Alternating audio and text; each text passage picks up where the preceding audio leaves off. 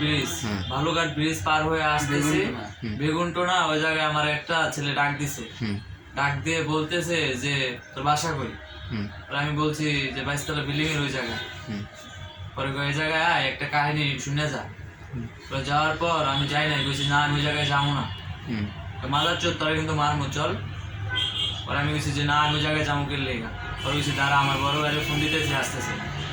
ওই কথা বলার পর ও আমারে আচ্ছা ঠিক আছে দে তোর বড় ভাইয়ের ফোন দে। আমি ফোন দিতেছি পর ওর টাইনটা চিপাই লয়ে গেছে। আচ্ছা চিপাই লইয়া আর অস্ত্র মস্ত্র ঠেকায়া মোবাইল আর মানি ব্যাগ রেখে দিছি। আচ্ছা কত টাকা ছিল? 500 টাকা। আর মোবাইল ছিল কি মোবাইল? Realme Realme. মডেল কত? 8। রিয়েলমি 8।